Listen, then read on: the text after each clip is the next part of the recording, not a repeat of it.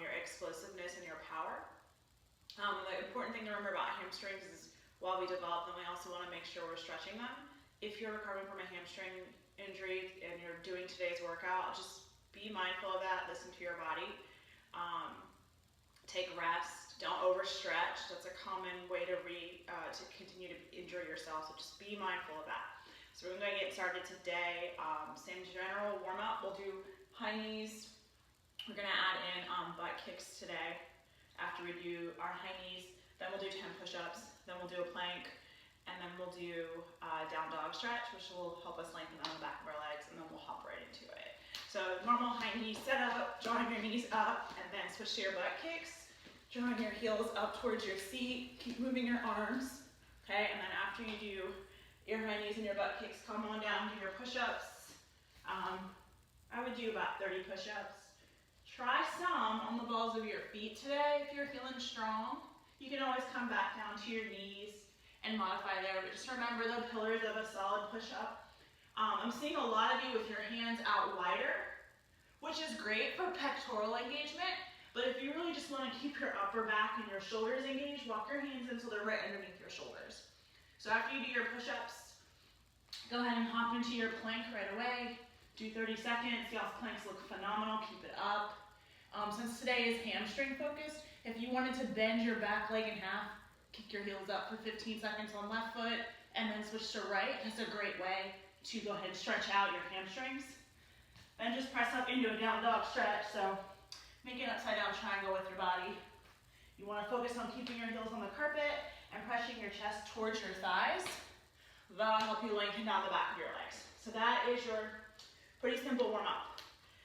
First thing on your list is actually going to be stick skills today. So you're going to get 2 stick skill functions in today's workout since it is hamstring focused and we don't want to overdo it. So the first thing is just a minefield, and you can kind of see my cones I have set up here. I have 6. You can use cans, you can use socks. I saw a video yesterday, someone was using like basic like red plastic cups. Use that, that's great. And all I'm doing is working on obviously maneuvering around. My video is not going to be as fast as some of y'all's videos that you have sent me, but you get the idea. Moving around the cones, good grip on your stick, allowing your stick to move freely in your right hand. See, I'm starting to see some of this again. Remember, you've got to let that stick go with your right hand. Let the death grip go, let your left hand do a lot of the work, let your right hand guide, but guide gently. It doesn't need to be a death grip. So that's the first part with the minefield. The next part is just heel lifts, and you've already done these if you did a workout earlier in this week. This time though, your feet are just going to be the same position, hip width in parallel, and you're just lifting and lowering your heels. Make sure you keep it full range, so coming up as high as I can on the balls of my feet, then going back down. Okay, so you'll do that for 30 seconds, and then after you do that, your heel lifts, you're going to need to grab some type of a weight, whether it's a dumbbell or whether it's something that you can put in between your feet, like the edges of your sneakers can catch. So I'm going to go get a dumbbell from over here off the rack. And this one, this is a 15-pound dumbbell, okay? We'll see how this goes. But basically what you're going to do is I'm going to use this yoga mat that's here that I have. Most of y'all have been doing your workouts on the grass or on a carpet, so that's phenomenal. You already have good support. So you're going to lay down on your support. I'm going to make sure you guys can see me where I'm at, and you're going to take your weight and you're putting it in between your feet, okay? And then I'm going to lay down, and all I'm doing is little hamstring curls with my weight. Just nice and easy, and I'm just laying here nice and comfortable. You'll do 15 of these, okay? And then after you do your 15 of those, move your weight out of the way. And I need to adjust my props in a second here, but the next thing is your hamstring stretch. So we've just done the majority of our hamstring work. So now we're going to stretch out our hamstrings. And the way we're going to do that is just a simple hamstring stretch. So I'm going to extend my legs out in front of me, and then you can put your arms up overhead if you want, But the idea is, obviously if I can reach far enough down and claim something, whether it's my ankles, or maybe it's just my shin, maybe you have really, really tight hamstrings, claim something, okay? And then once you have contact with some part of your shin, knee, toes, whatever you can grab, focus on pressing the backs of your knees down. And when you're doing that, if you want to relax your upper back, that's a great idea.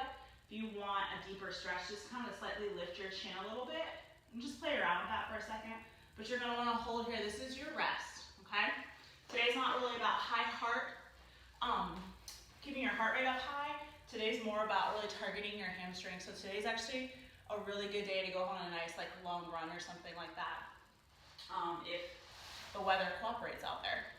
The last part of the second to last thing is wall curls with your feet up against the wall. And the reason we're using the wall is because the wall's resistance, and what that is doing is that's putting a little bit of work into your hamstring. So I'm actually gonna come over here and find another weight. In my little pile of weights.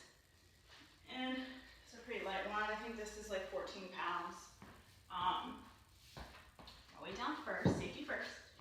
I'm gonna sit down. Now this is just my box. I've got waters back there to keep it from moving, but I'm gonna put my feet up, make my 90-degree angles. Then I'm gonna take my weight. I'm just gonna hug it and do little curls. So I want to keep my low back on my mat or my surface and just really focus on feeling my abs engage as I hug my weight. And you'll do this for about 30 reps, okay? I would do 30 reps. You'll feel good after 30 reps.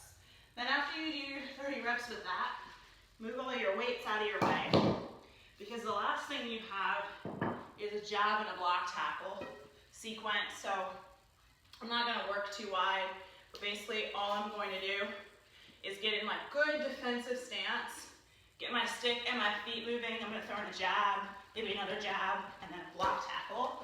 Just making sure I'm moving, throwing in different things. You can even throw in a straight tackle if that's something that you're working on. But the idea is to keep your feet moving, because a lot of times what we see is people jab and plant, and then if your defender or your attacker is super skilled or just has quick hands, are able to change direction and eliminate you. So you want to make sure you're constantly moving your feet regardless of whatever it is you're doing. So that is your circuit today. So have fun with it. Let me know. I love y'all's videos that you've been sending me. I'm going to work to get them posted on social media for you. If you have any questions, let me know, and I'll see you tomorrow.